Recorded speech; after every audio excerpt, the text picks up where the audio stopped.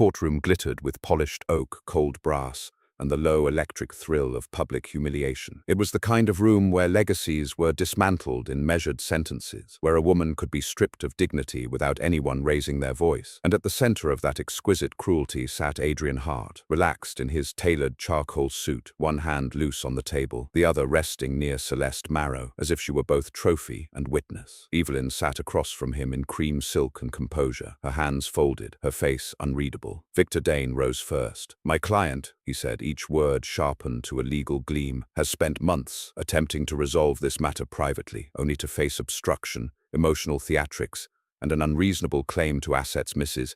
Hart neither built nor maintained." A few people in the gallery shifted. Julian Cross smirked. Marianne Hart lowered her eyes with theatrical disappointment, as though she were grieving not the ruin of a marriage, but the inconvenience of a scandal that refused to die quietly. Then Celeste leaned back and crossed one elegant leg over the other, her lips curved in a smile so faint it was almost polite. Almost. Adrian turned toward Evelyn, not enough for the judge to rebuke him, just enough for her to hear the velvet poison in his voice. "You should have settled when I offered mercy." Mercy. The word hung between them like an insult in a cathedral. Evelyn did not react. That seemed to amuse them even more. Victor continued, producing documents with the confidence of a man unveiling a burial cloth. "Evidence of Mrs.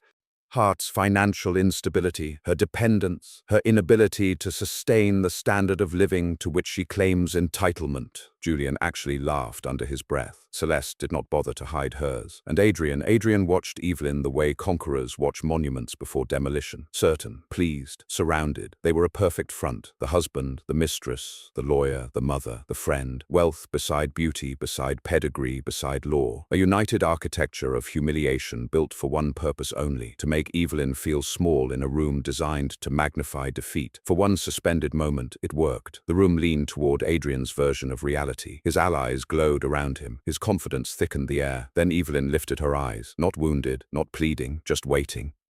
Clear his throat. And though no one on his side understood it yet, the woman they had come to bury had already chosen where each of them would fall. Cruelty, in refined circles, rarely arrives shouting. It arrives curated. It wears a good watch. It sends flowers after damage. It smiles while cutting the floor from beneath a woman's feet. Adrian understood that style of cruelty intimately because he had perfected it during the last 2 years of his marriage. He had not simply left Evelyn. He had staged her unraveling as entertainment for the very people who benefited from his betrayal. There had been the dinner parties first, those long golden evenings under chandelier light where Adrian seated Celeste at his right hand, before the divorce was even public, daring anyone to question him. Dear Marianne would speak to Celeste with warm approval, asking about galleries, travel, fabrics, as if auditioning her for the role of replacement wife, while Evelyn sat 10 feet away being turned into history. Julian supplied the laughter. "Come on," he would say, swirling bourbon in a crystal glass. "Let's not pretend adults can't move on. Move on, as though treachery were a scheduling matter." Victor, meanwhile, handled the cruelty with cleaner hands. He sent letters, reframed joint property as Adrian's sacrifice, suggested that contesting the settlement might expose unflattering details about Evelyn's mental strain after the miscarriage Adrian never once publicly acknowledged. He never threatened directly. Men like Victor never needed to. They merely described how devastating truth could become after passing through the wrong mouth. And Celeste, beautiful, sharp Celeste, did what mistresses in elegant wars often do when they believe the throne is nearly theirs. She made Evelyn's pain decorative. There were photographs posted from charity luncheons where Celeste wore white to Adrian's navy. There were little remarks overheard at fundraisers. Some women mistake dependency for devotion. Some wives are more committed to the surname than the marriage. Each sentence feather light, each one chosen to travel. Soon Adrian's supporters became a machine, a whisper here, a strategic leak there. Invitations that no longer arrived for Evelyn, committees that suddenly had no seat for her, accounts quietly frozen pending review, friends who began conversations with sympathy and ended them with distance. Adrian did not merely betray his wife. He recruited an ecosystem to certify her humiliation. The worst of it came in private. One afternoon in Victor's office, Evelyn had arrived to sign yet another amended financial demand. Adrian was already there, lounging by the window, Celeste beside him in a fitted ivory coat that looked alarmingly bridal. Julian leaned against the bookshelf. Marianne sat with gloved hands folded over her cane. It was not a legal meeting. It was a viewing. Victor slid the document across the desk. "This is generous," he said. Evelyn scanned the numbers and nearly smiled at the obscenity of the offer. They wanted the townhouse transferred. They wanted her investment claims waived. They wanted confidentiality. They wanted, in elegant legal prose, the erasure of everything she had contributed while Adrian leveraged her family introductions, her planning, her labor, her reputation. "Generous?" Evelyn asked softly. Adrian answered for Victor. "Relative to what you deserve." Celeste let out a soft laugh and reached for Adrian's sleeve, fingertips lingering possessively. "You're being kinder than most men would be," Marianne added. "A graceful woman knows when a chapter has ended." Julian, always the coward behind the loudest joke, said, "Take the money, Evelyn. Reinvention looks best when it's quick." The room had closed around her then, all silk and polished wood and smiling violence. They were not trying to negotiate. They were trying to make her submit in front of witnesses. Evelyn placed the papers back on the desk. "No." The silence that followed was almost luxurious. Adrian's face hardened first, not with anger exactly, but offense. When he was a man unaccustomed to a fallen woman refusing to fall on cue. Victor adjusted his cuffs. "You may not appreciate the risks. I understand them perfectly." Celeste tilted her head. "Do you? Because from where I'm sitting, you've already lost." That was the phrase they all repeated after that. At dinners, at hearings, in hallways thick with gossip. "You've already lost." It became the anthem of Adrian's inner circle. They said it with champagne in hand, with legal folders tucked underarm, with smug concern and glittering contempt. They said it because they believed power was a permanent climate, and Adrian Hart was the weather. Clear's throat. So together they sharpened him. The mistress fed his vanity. The lawyer fed his strategy. The mother fed his righteousness. The friend fed his public confidence. And in the middle of that well-dressed conspiracy, Adrian began to believe something fatal, that people who help you destroy someone will also stay when destruction turns toward you. While Adrian's circle celebrated her collapse, Evelyn began building in the one place arrogant people never bother to look, beneath their certainty. She did not retaliate publicly. She did not correct rumors. She did not chase old friends down marble hallways asking why they had gone silent. Silence, she discovered, was an extraordinary disguise. It allowed cruel people to mistake discipline for weakness. It let them speak freely in rooms they assumed she would never enter again. And so Evelyn listened. At first it was survival. She reviewed old account statements at 3 in the morning under the yellow pool of a library lamp, the townhouse around her hollow with absence. Adrian had always insisted he handled the larger financial architecture of the marriage. It sounded responsible. It sounded masculine. It sounded like trust. Now, in his absence, she began seeing odd transfers, shell entities, debt parked temporarily in subsidiary structures, charitable pledges inflated for appearances, and signatures routed through assistants who no longer worked for the firm. The more she looked, the more Adrian's empire lost its marble sheen. But Evelyn did not rush to court with suspicion. Suspicion is emotional. Evidence is surgical. So she called no reporters. She made no dramatic speeches. Instead, she reached out to the people Adrian had overlooked because they had once served him too quietly to matter. An accountant he had dismissed after questioning an irregular invoice, a household manager who had watched documents arrive at odd hours, a junior analyst from Julian's office whose promotion vanished after refusing to backdate compliance forms, and one elderly family trustee who had adored Evelyn because she was the only person who ever remembered his late wife's birthday. They did not come to her because she begged. They came because truth, when neglected long enough, begin searching for a room. Weeks became months. Evelyn met them in private offices, quiet tea rooms, parked cars, discreet chambers with frosted glass, and no reception gossip. She wore muted coats, low heels, no perfume strong enough to be remembered.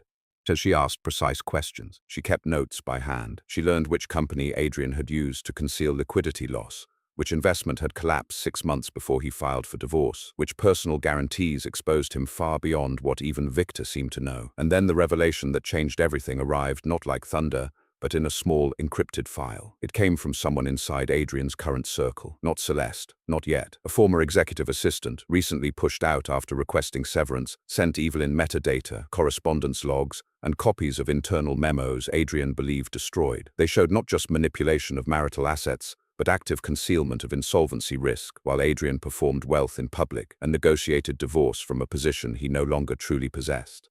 Evelyn sat very still when she finished reading. Outside, rain tapped at the windows like patient fingers. Inside, the room seemed to inhale. He had not been dividing strength. He had been protecting a lie. That explained the urgency, the aggression, the insistence on quick settlement, the humiliation as theatre. Adrian hadn't merely wanted revenge or freedom or Celeste at his arm, with applause in the background. He needed Evelyn gone, before anyone realized his fortune was more facade than fortress. That night, for the first time in months, Evelyn allowed herself a single visible crack. She covered her mouth and laughed once, softly, disbelievingly, not with joy, but with recognition. It was the sound a woman makes when the trap she thought she died in reveals the shape of another person's panic. From then on, while her preparation became colder, she changed legal counsel quietly, not to a louder man but to a better one, Helena Sloane, a strategist whose courtroom voice never rose because it never needed to. Helena reviewed every file, every disclosure, every discrepancy. She found trust documents that had not been properly disclosed. She found evidence that Adrian had leveraged marital introductions to secure private placements he now pretended were unrelated to Evelyn's contributions. She found timing gaps between liquidity statements and luxury purchases. She found smoke everywhere, and Evelyn, while Helena sharpened the case, rebuilt herself in parallel. She returned to the foundation board Adrian had once mocked her for caring about, this time not as a decorative donor wife, but as the woman who knew how to rescue failing institutions without taking credit for it. She revived dormant contacts. She quietly backed a healthcare initiative through the remnants of her own inherited portfolio. She met with trustees, not society wives. She re-entered rooms through competence, not nostalgia. People noticed, not loudly, not all at once. But influence is often a silent migration. One by one, doors reopened. One by one, Adrian's version of Evelyn began to fail against the woman standing calmly in front of people who remembered what she had actually done. Meanwhile, Adrian's camp was still drinking to its own brilliance. Celeste posted another gleaming photo from the coast.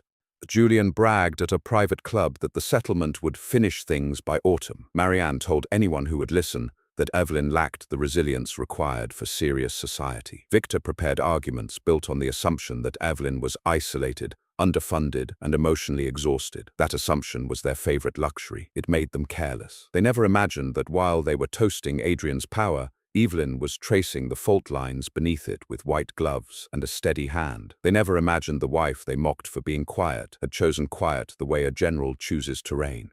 Clear's throat. By the time the next hearing approached, Adrian still thought he was coming to court with an army. Evelyn knew he was arriving on a frozen lake, and she knew exactly where the ice would break.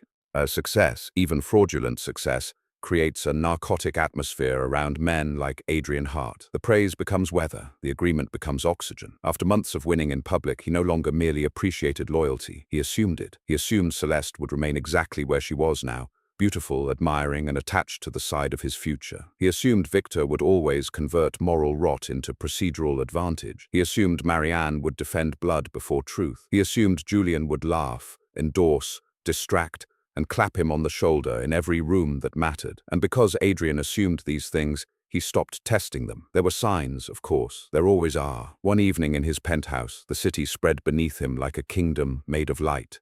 And Adrian poured champagne while Celeste stood by the windows in a silver dress. She asked a question so casually, it almost passed for flirtation. "When this is over," she said, "everything transfers cleanly, doesn't it?" Adrian smirked. "You worry too much. I prefer clarity." He crossed the room, slid a hand around her waist, and kissed her temple. "You have me. That's clarity." Celeste smiled, but her eyes did not soften. Adrian noticed it, then dismissed it. Men who are adored too long often misread scrutiny as admiration. At the firm, Victor requested updated liquidity summaries before the next hearing. Adrian delayed. Victor's tone cooled slightly. Adrian interpreted that as professional caution. Nothing more. He even enjoyed it. It made him feel like a man burdened by large and important machinery.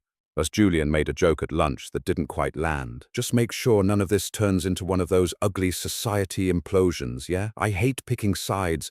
Once newspapers start using words like fraud." Adrian laughed. "You won't have to." Marianne alone asked no practical questions. She preferred emotional mythology. "You were right to remove weakness from your life," she told him. That woman held on to sorrow as if it made her noble. Adrian kissed his mother's cheek and accepted the blessing, as though cruelty endorsed by blood were proof of wisdom. By then, he had told himself a story so often it sounded like fact. Evelyn was finished. His circle was solid, and whatever tension flickered beneath the surface of his support system was insignificant compared to the force of his own control. Yet he began speaking more freely in front of them, more arrogantly. He referred to the final hearing as cleanup. He called Evelyn's resistance the last performance of a woman without options. He joked that once the papers were signed, half the city would suddenly remember they never liked her. Celeste smiled at those remarks. Victor did not. Julian changed the subject. Adrian noticed none of it. Because loyalty, when unexamined, becomes fantasy. And fantasy is most dangerous when it is shared by the person standing at the edge of ruin. Clear's throat. Adrian slept deeply the night before court. That alone said everything. He slept like a man convinced his enemies were weak and his allies were permanent. He had not yet learned the oldest law of corrupted power. People stay loyal to a throne only while they believe it still stands. The morning of the hearing arrived grey and elegant, rain glossing the courthouse steps in silver. Adrian stepped from the car first, umbrella held above him by an assistant, his expression composed into that polished cruelty photographers love because it resembles confidence. Celeste emerged after him in a fitted black coat with a high collar and diamond studs catching the dim light. Victor adjusted his briefcase. Julian straightened his cufflinks. Marianne, wrapped in cream cashmere, walked beside them like a verdict from an older century. Together they looked unbreakable. Inside the courthouse corridor, the air hummed with whispers and leather soles and the muted hunger of people who came to watch money become morality. Evelyn stood at the far end with Helena Sloane, calm in dove-grey wool, a single folder in her hand. Celeste saw her first and smiled. It was a devastating smile, beautiful enough to be mistaken for grace, cruel enough to leave bruises under the skin. "Well," she said softly, loud enough for the corridor to hear. "She does know how to dress for funerals." Julian chuckled. Marianne's mouth lifted. Adrian didn't even bother disguising his satisfaction. Victor leaned toward Adrian. "Today ends this," Adrian replied without taking his eyes off Evelyn. "It ended months ago. She just hasn't accepted it." Then, in one last act of intimate humiliation, Celeste slipped her arm through Adrian's and guided him forward. But when they passed Evelyn, she paused, just barely, close enough for perfume and malice to land together. "You should have listened," Celeste murmured. Adrian added, low and smooth, "After today, no one will stand with you." That sentence drew the final ring of support around him. Julian moved to his side. Marianne rested gloved fingertips on Adrian's sleeve. Victor opened the courtroom door like a servant of victory. It was all there in one perfect tableau. The mistress draped in confidence, the lawyer armed with procedure, the mother sanctifying cruelty, the friend validating it, the husband standing at the center like a king who had outsourced his conscience and mistaken that for strength. Even once seated, they continued the performance. Celeste whispered something that made Adrian smile. Julian passed a note that read, "Drinks after?" Marianne shook her head toward Evelyn, with pity sharpened into disdain. Victor laid out his folders in neat, fatal stacks, every motion telegraphing certainty. And for a brief, glittering, catastrophic moment, their unity looked absolute. This was the last time Adrian would feel fortified by all of them at once. The last time Celeste's hand would rest on his arm in public. The last time Victor's gaze would say, "I can protect this." The last time Julian would grin like collapse belonged to someone else. The last time Marianne would sit proudly beneath the heart name without sensing it cracking above her head. Clear's throat. Because support given in arrogance often contains its own expiration, and sometimes the strongest show of loyalty happens not before the fall, but one breath before everyone steps aside. So the hearing began with all the ceremony of ordinary destruction. Victor rose first, crisp and untroubled, his voice carrying the confidence of previous victories. He spoke of proportionality, of reason, of a former wife inflating claims out of bitterness and wounded pride. He painted Adrian as patient, generous, burdened by a woman unable to accept the end of privilege. At Adrian's table, satisfaction moved like a warm current. Celeste sat perfectly still, ankles crossed, eyes half-lidded in serene contempt. Julian watched Evelyn with anticipatory amusement. Marianne did not look at her at all. Then Helena Sloane stood. She did not carry Victor's theatricality. She carried worse, restraint. "Your Honor," Helena began, "before this court considers my client's alleged dependency, I ask that we clarify whether Mr. Hart's representations of his own financial standing, asset structure, and disclosure obligations have been materially truthful." The room shifted, only slightly, but enough. Victor objected at once. "This is a diversion." Helena turned one page. "No, it is the case." Adrian's expression barely moved, yet something behind it tightened. He glanced toward Victor, expecting instant dismissal. Victor rose again, smoother this time, but less relaxed. "Counsel is attempting to manufacture complexity where none exists. Then simplicity should help us," Helena replied. "Let us begin with Hart Consolidated Holdings, the Marwick Bridge facility, and the offshore debt instruments omitted from the original disclosure schedule. Adrian went very still. Celeste's eyes flicked toward him. It was a tiny motion. Anyone else would have missed it. But Evelyn saw, Helena saw, and Adrian felt it like the first cold drop before a flood. Victor's next objection came slower. He asked for foundation. Helena provided it. She introduced records, transfer timelines, internal memos, contradictory statements, proof that Adrian, while pressing Evelyn into a quick and humiliating settlement, had been managing a far more desperate reality than anyone on his own side appeared to understand. Julian's smile faded first. Marianne leaned forward. Celeste turned fully now, not toward the judge, but toward Adrian. Her face did not yet show betrayal, only calculation awakening. Helena continued with surgical calm. Mr. Hart claimed liquidity sufficient to characterize Mrs. Hart's requests as opportunistic. Yet at the time of that claim, he had already leveraged key holdings against deteriorating positions. He also failed to disclose that certain luxury expenditures and maintained appearances were financed through unstable structures dependent on preserving a public image of solvency. Public image, solvency. The words hit the room like crystal dropped onto stone. There are many forms of silence. This was not embarrassment. This was appetite. The courtroom had smelled weakness. Adrian stood suddenly. "This is absurd." The judge's voice cut through him. "Sit down, Mr. Hart." He sat, but not like a controlled man, like a man forced back into a chair while his reflection fractures in front of witnesses. Victor requested a brief recess. Denied. Helena submitted an additional packet.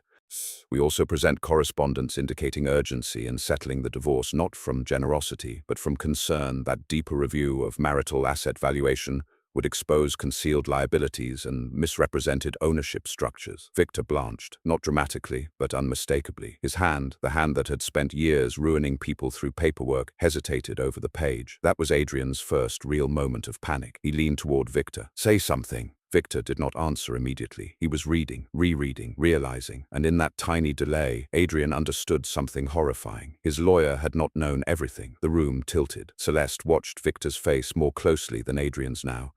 She saw what sophisticated survivors always look for in men who promise protection. The instant competence gives way to self-preservation. Helena called the first witness, the former executive assistant. She testified with trembling precision about amended schedules, about late-night instructions, about Adrian dictating which disclosures could be delayed, about Victor receiving partial summaries, not complete exposure tables, about urgency around the divorce timeline because if Mrs. Hart pushed for full examination, it would become impossible to contain. Victor's head snapped up. "Contain?" The witness swallowed. That was the word used. Every eye moved to Adrian. He looked furious now. But fury is an expensive emotion when purchased on credit. Then came the second witness, the dismissed accountant. Older, dry-voiced, unadorned. Was the kind of man glittering people ignore until he starts speaking numbers. He laid out the deterioration clinically: over-leveraged positions, reputation-dependent lending, fragile cash reserves, temporary transfers designed to preserve the appearance of unrestricted wealth. "Was Mr. Hart solvent in the ordinary public sense represented to this court?" Helena asked. The accountant paused. "No." The word struck like a gavel inside Adrian's chest. "No.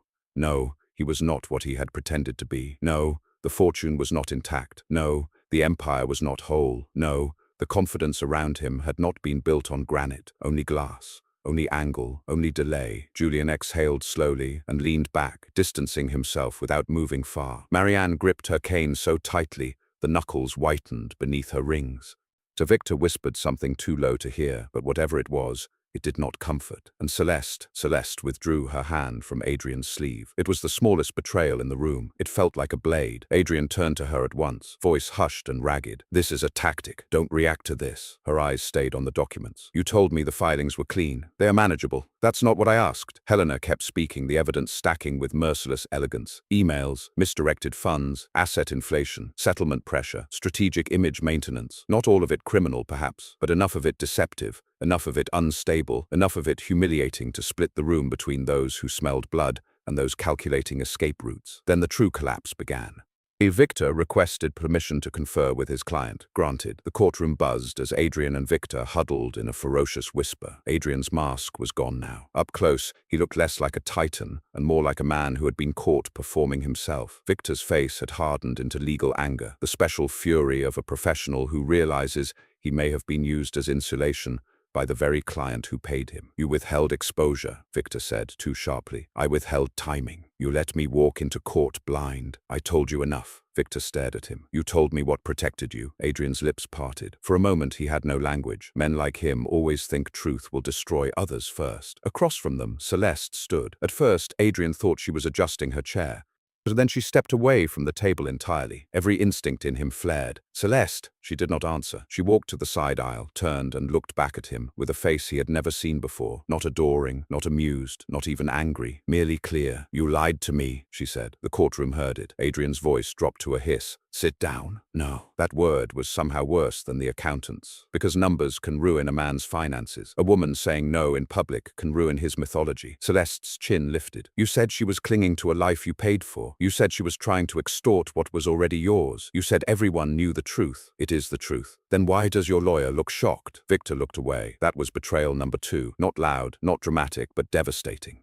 Because even refusal to defend is a kind of departure, and Adrian felt the courtroom register it in real time. Marianne rose halfway from her seat. Celeste! This is not the place. Celeste turned on her with exquisite coldness. No, Marianne, this is exactly the place. I was willing to stand beside him when I thought he was cruel. I will not stand beside him if he is weak and dishonest. The cruelty of that sentence silenced even Julian. Adrian stared at her as though she had slapped him, and perhaps she had, only with language better suited to his class. He lowered his voice, trying to recover control through intimacy. We will discuss this privately. Celeste laughed once. The sound was beautiful and merciless. There is no we in private if there is no fortune in public. The entire room inhaled. There it was, not love, so not loyalty, transaction, stripped bare and held to the light. Celeste had not betrayed Adrian because she suddenly discovered morality. She betrayed him because truth had repriced him in front of witnesses, and she had no intention of paying full cost for a collapsing man. Adrian rose again, this time less from strategy than disbelief.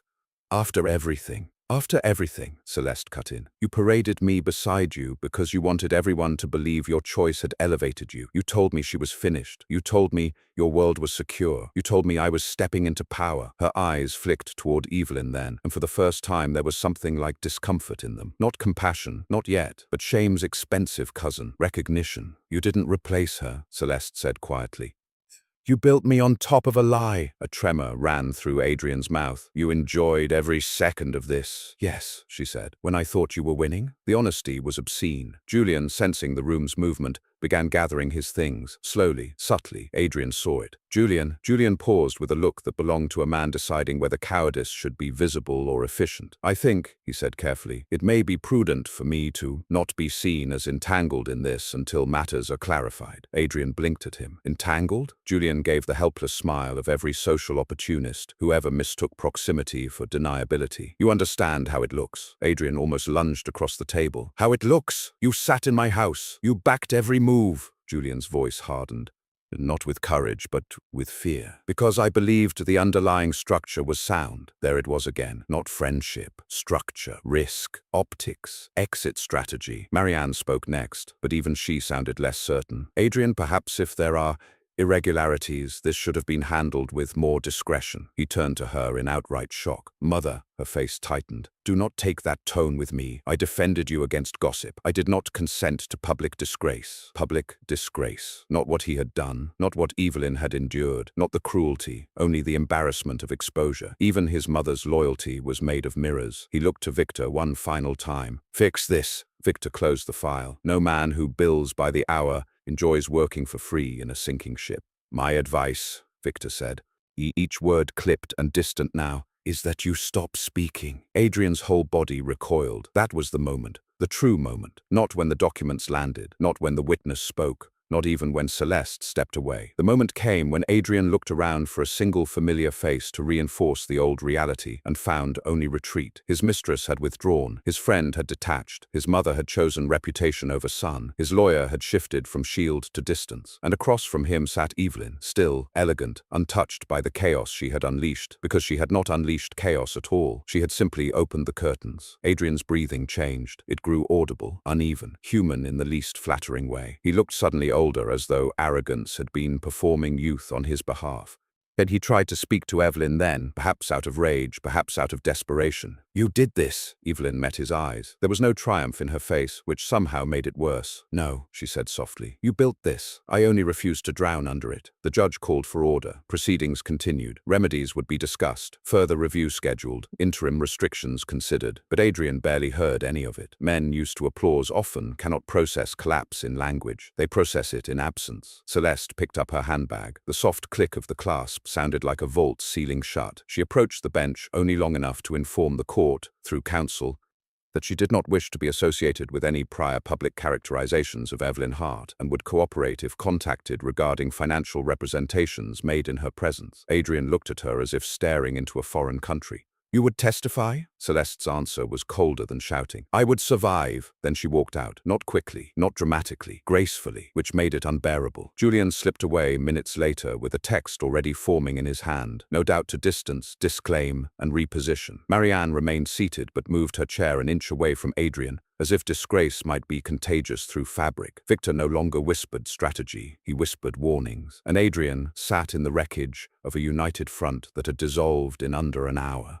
Ma clears throat. The most terrible thing was not that the truth came out. The most terrible thing was that the people who once helped him humiliate Evelyn did not deny who he was when the truth surfaced. They simply recalculated whether he was still worth defending. And one by one, in full view of the court, they answered no. After the hearing, rain came harder, drumming the courthouse steps with indifferent rhythm. Adrian stood beneath the overhang without umbrella or destination, the city blurring beyond him in grey streaks. Hours earlier, he had arrived surrounded. Now, even space seemed reluctant to keep him company. Victor left first, not rudely, not emotionally, merely efficiently, which in some ways was crueler. He offered to have an associate coordinate future communication, recommended immediate forensic review, Bill repeated his instruction not to contact witnesses and descended the steps with the detached speed of a man already editing a client out of his professional memory. Marianne did not embrace her son. She did not touch his face, did not say, "We will survive this," did not ask whether he had eaten or slept or broken. She stood beside him in the hush after scandal and said the sentence Adrian would hear later, in dreams, like a door locking from inside. "You should have told me how bad it was. Not I'm sorry. Not what have you done. Not how could they leave you. Only you should have protected me from learning the truth in public." Then she got into her car. Julian sent a message instead of speaking face to face. "Need to keep distance until this settles. Nothing personal."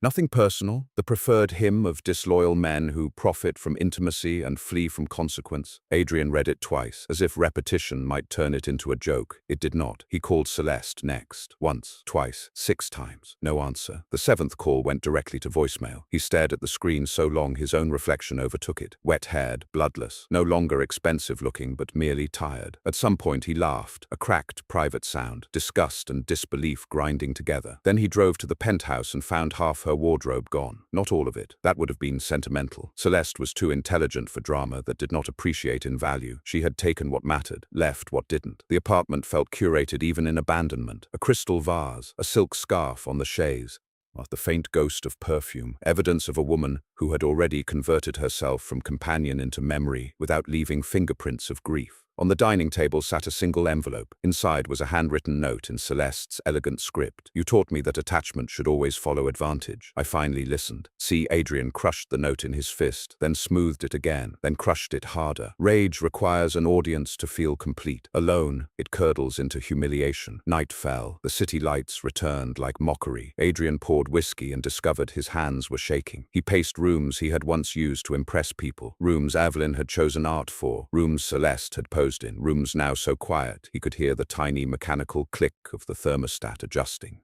Wealthy homes have a specific loneliness when the performance ends. They do not comfort, they echo. He opened old photos on his phone and saw, perhaps for the first time, the narrative of his own decline. Evelyn at a hospital window after the miscarriage, pale and silent, while he stood beside her already checking messages. Evelyn at a charity gala, introducing him to trustees who later funded the projects he claimed as his genius. Celeste at the coast, laughing into the sun, already looking over his shoulder at what else the world might offer. Julian with his arm around him at the club, smiling the smile of borrowed confidence. Marianne at Christmas, proud because the family portrait still looked expensive. He had called all of it loyalty, but loyalty had never been in the room, only utility, only image. only the temporary devotion granted to a man who seemed untouchable. Near midnight, Adrian sank onto the edge of the bed and finally let the truth reach him whole. Evelyn had endured public humiliation and private cruelty without collapsing. He, meanwhile, lost one hearing and the architecture of his entire life, scattered like servants after gunfire. Because the people who helped you harm someone are not companions in the moral sense. They are investors. They stand near the fire while it gives heat. Once it starts consuming the house, they leave through the nearest door, clears throat. And so Adrian sat alone in the master bedroom that no longer felt like mastery, holding the note from the woman he had chosen over his wife, abandoned by the friend who toasted him, counseled at a distance by the lawyer who no longer trusted him, and judged by the mother who valued the family name above the son who stained it. For the first time in years, there was no one left to tell him he was right. Only silence, only rain, only the unbearable sound of a man meeting himself without witnesses. Weeks later, Evelyn walked through the restored conservatory wing of the Children's Hospital Foundation just before dawn, when the glass ceiling held the first pale gold of morning, and the city had not yet found its noise. She wore a soft camel coat over ivory, her hair pinned back, her face unguarded in the tender light. Staff greeted her not with pity but respect. Trustees deferred to her judgment. Young volunteers smiled when she passed because she remembered names, because she stayed after cameras left, because real strength often arrives without announcement.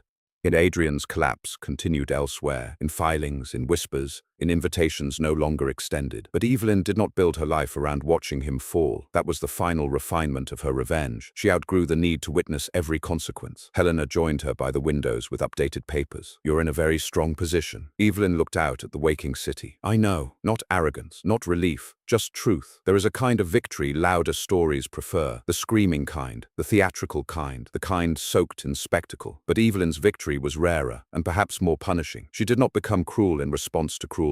She did not beg the world to correct itself. She became undeniable. And somewhere in that same city, Adrian learned the lesson too late. False alliances are built around appetite, are not love. The people who cheer while you dishonor someone are not proof of your power. They are proof of your decay. Because the moment truth arrives, appetite changes direction, and those same hands that applauded your cruelty will release you without trembling. Clears throat. Evelyn rested her fingertips against the cool glass and allowed herself one small, private smile. Not because he had suffered, but because she had survived them all. If this story burned through you, tell me in the comments. What hurts more, being betrayed by an enemy, or realizing your so-called supporters never loved you at all? And if you believe the most elegant revenge is rising so high that betrayal cannot reach you, then stay with Karma's heiress, where every lie wears silk, every downfall arrives dressed as destiny.